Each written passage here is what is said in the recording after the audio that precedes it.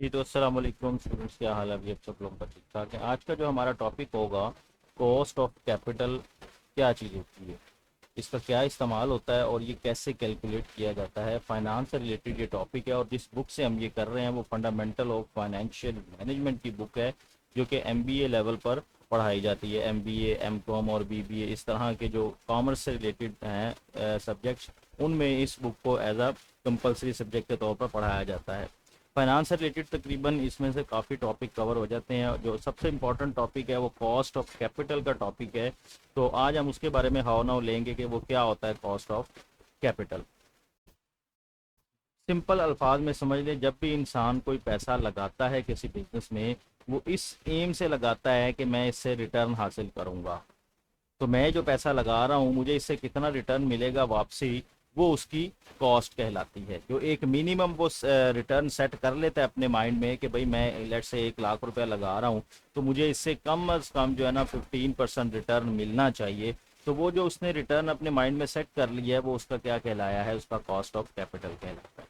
कि भाई मैं इससे कम पे रजामंद नहीं हूँ, कि इससे नीचे अगर जाएगा तो मैं लॉस में हूँ, तो इसलिए मुझे इससे नीचे जो है ना वो बारे में नहीं है कि मैं इससे कम पे अर्न कर सकूं। अब ये कैसे कैलकुलेट होता है, ये 15% जो मैंने अंदाजे से बता दिया, इसकी बैक एंड पे कुछ कैलकुलेशन होती है जो डिसाइड की जाती है कि कितना कैपिटल लगाएंगे तो उसकी कॉस्ट हमें क्या पड़ेगी। अब आपको पता है कि कंपनीज में मैनेजमेंट सेपरेट होती है और पैसा लगाने वाले ऑनर जो होते हैं वो शेयर होल्डर सेपरेट होते हैं। तो मैनेजमेंट को देखना होता है कि हमें इस कैपिटल के इवज अपने शेयर होल्डर को कितना रिटर्न देना पड़ेगा सालाना, तब जाके वो एग्री करेंगे पैसे को बिजनेस में इन्वेस्ट करने के। मैनेजमेंट ये देख रही होती है कि किस तरह से हम अपने मार्केट में शेयर्स की प्राइस को इंक्रीज कर सकते हैं, या किस तरह से हम लोगों को ज़्यादा से ज़्यादा अपनी कंपनी में इन्वेस्ट करने के लिए लोगों को मोटिवेट रख सकते हैं। वो इन सारी चीज़ों को मद्देनज़र रखते हुए जो है ना डिविडेंड अनाउंस करते हैं, शेयर्स अनाउंस करते हैं, बोनस शेयर अनाउंस करते हैं, फिक्स इंटरेस्ट पेमेंट करते हैं। इस तरह के जो वो उन्हें हरबे इस्तेमाल करने पड़ते हैं ताकि लोग ज़्यादा से ज़्यादा उनकी कंपनी में इन्वेस्ट करें। तो ओवरऑल कॉस्ट ऑफ कैपिटल क्या हुआ, दो तीन चीज़ों से मिलकर जो है ना कॉस्ट ऑफ कैपिटल बनती है। एक तो जो शेयर होल्डर पैसा लगाते हैं उन्हें उन्हें डिविडेंड की सूरत में वापस करना पड़ता है, ठीक है, रिटर्न देना पड़ता है उसके ऊपर। जो दूसरा, आप फिक्स्ड अमाउंट किसी से लोन ले लेते हैं डेट की सूरत में, वो आपको इंटरेस्ट की सूरत में उन्हें रिटर्न देना पड़ता है। तीसरा फिर आ जाता है कि प्रेफर्ड स्टॉक भी होते हैं कंपनी के अंदर, के वो कहते हैं जी आपको हम प्रेफरेंस देंगे जब भी हम कभी डिविडेंड डिस्ट्रीब्यूट करेंगे आपको प्रेफर किया जाएगा, सबसे पहले आपको डिविडेंड दिया जाएगा जो इस तरह के शेयर्स खरीदता है। तो इन सारों को कंबाइन करके कॉस्ट ऑफ कैपिटल की वैल्यू निकलती है, एक एवरेज अमाउंट निकलती है जो कि कॉस्ट ऑफ कैपिटल कहलाती है। डेफिनेशन देख लेते हैं। The required rate of return on the various types of financing. अब ये सारी फाइनेंस की टाइप्स हैं कि वेरियस फाइनेंसिंग टाइप्स पे जो भी रिक्वायर्ड रेट ऑफ रिटर्न किया जाता है, the overall cost of capital is a weighted average of the individual required rate of return, यानी कि कॉस्ट, जो weighted average cost of capital जिसको हम वैक कहते हैं, वो क्या होता है, वो इन सारी चीज़ों का एक कॉम्बिनेशन बन के आता है हमारे सामने, जिसमें कॉस्ट ऑफ इक्विटी भी शामिल होती है, डेट भी शामिल होता है, और जिसमें हमारा प्रेफरेंस स्टॉक का भी पोर्शन शामिल होता है। अब एक दफ़ा ज़रा इसकी एक्सप्लेनेशन पढ़ लेते हैं, मजीद आप लोगों को क्लियर हो जाएगा।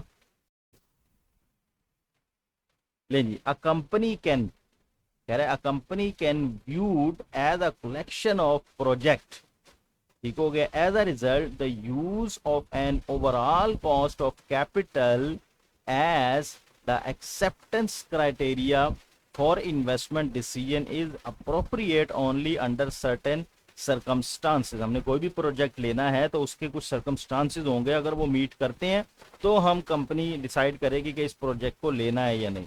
These circumstances are that the current project of the firm are of similar risk and that investment proposals under consideration are of the same character.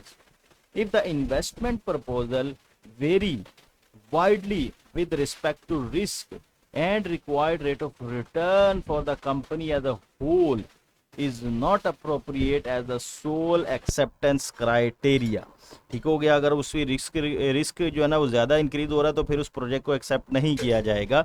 Once it is computed projects can be evaluated using a single rate that does not change unless underlying business and financial market conditions change. Using a single hurdle rate avoids the problem of computing individual required rate of return for each investment proposal. वो जो required rate of return है, जाहिर सी बात है वो बार बार change नहीं होगा unless के मार्केट की सिचुएशन ना चेंज हो जाए। एक तरफ अगर रिक्वायर्ड रेट ऑफ रिटर्न 15% है तो हम उसी को यूज़ करेंगे अपने दूसरे प्रोजेक्ट्स की इवैल्यूएशन के लिए, क्योंकि मार्केट सिचुएशन जब तक सेम है लोग उसी रिटर्न को बार बार रिक्वायर कर रहे होंगे कि हमें यही रिटर्न चाहिए। It is important to note however if the firm's overall required of return is used as an acceptance criteria, projects should generally correspond to the foregoing condition. Otherwise, one should determine an individual acceptance criteria for each project and topic that would take up in later part of this chapter. तो ये तीन किस्म की cost होती हैं जिसको combine करके एक एवरेज निकाली जाती है, जो कि फिर combine average weighted average cost of capital कहलाती है। अब ये कैसे कैलकुलेट की जाती है? क्वेश्चन ये है कि the cost of capital what is it really, ये असल में होती क्या है। अब इसको एग्जाम्पल के थ्रू समझ लें। It is the firms required rate of return that will just satisfy all capital providers. वही जो मैंने बात कही कि जितने कैपिटल प्रोवाइडर्स होते हैं उनको सेटिस्फाई करने के लिए ये एक एवरेज वैल्यू निकाली जाती है। To get some feel for what this cost of capital figure really means, let's look a simple personal example. Assume that you borrow some money from two friends at two different costs. ठीक हो गया। Add some of your own money with the expectation of at least a certain minimum return and seek out an investment. ठीक हो गया। आपने एक investment देखी, उसमें आपने 3 लोगों के पैसे लगा दिए, 2 आपके दोस्त से उनसे उधार लेके आपने लगाया, एक आपने अपना पैसा था वो भी उसमें लगा दिया। What is the minimum return you can earn that will just satisfy the return expectation of all capital providers?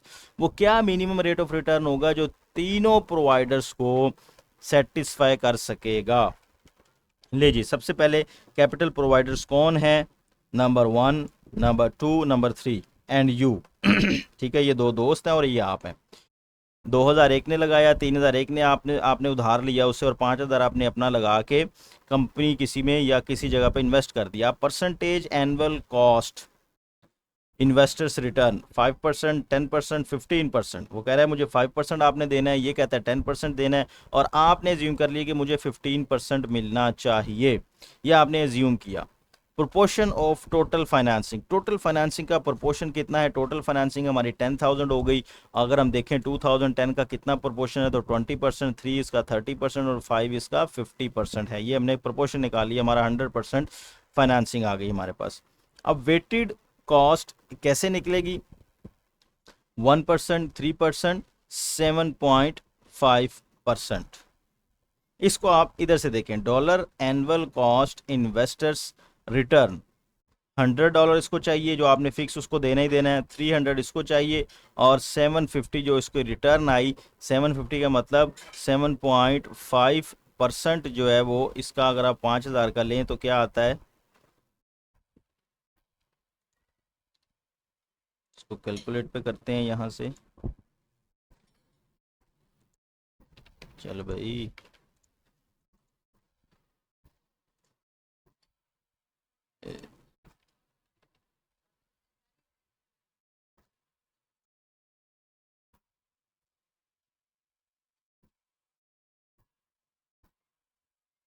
To multiply 3, 20 multiply 5 that is equal 20 multiply by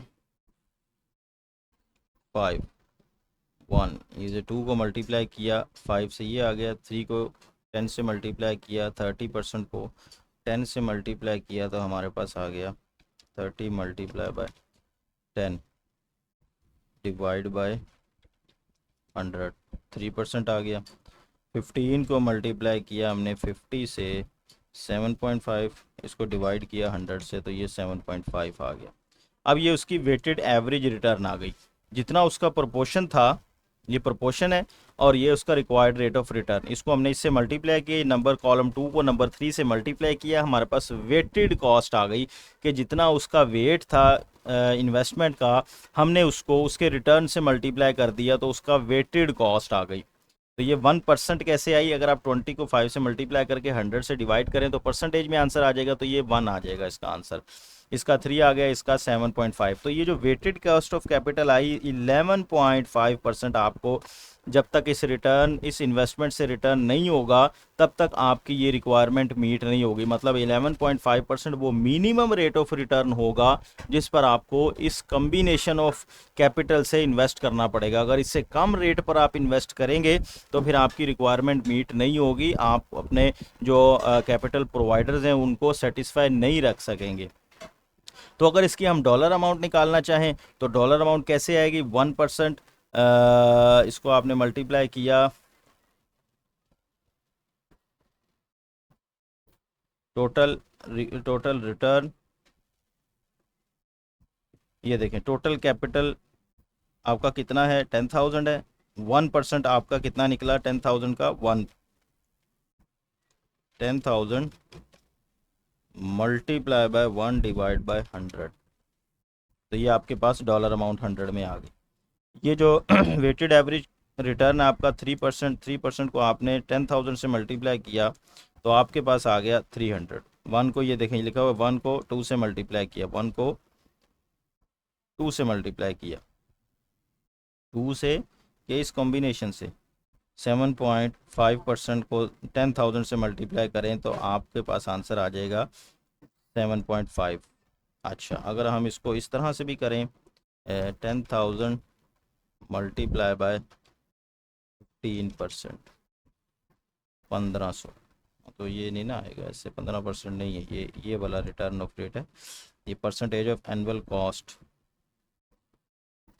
तो बहरहाल ये आपका 11.5% है, और ये 1,150 जो है ना आपका टोटल एनुअल रिटर्न आपको मिलेगा इस इन्वेस्टमेंट से। जब आप 11.5% तक अर्न करेंगे तो आपका सब सेटिस्फाई होगा। तो कहने का मतलब ये कि weighted average cost of capital कैसे निकलती है?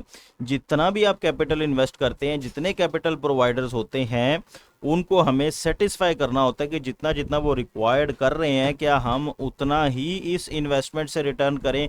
मतलब कम अज़ कम तो उतना रिटर्न होना चाहिए, उससे अगर ज़्यादा होता है तो फिर ऑब्वियसली आपका जो प्रोजेक्ट है वो प्रॉफिटेबल कंसीडर होगा।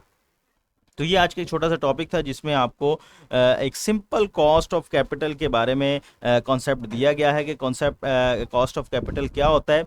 नेक्स्ट वीडियोस में हम इंशाल्लाह इनकी सेपरेट कैलकुलेशन देखेंगे, कॉस्ट ऑफ डेट कैसे निकलती है, कॉस्ट ऑफ इक्विटी कैसे निकलती है, कॉस्ट ऑफ प्रेफरेंस स्टॉक कैसे निकाला जाता है। तब तक के लिए मुझे इजाज़त दीजिए और चैनल के साथ जुड़े रहिए ताकि आपके इस तरह के कॉन्सेप्ट जो क्लियर होते रहें। मुझे दुआ में याद रखिएगा, अपना बहुत सा ख्याल रखिएगा। अल्लाह हाफिज़।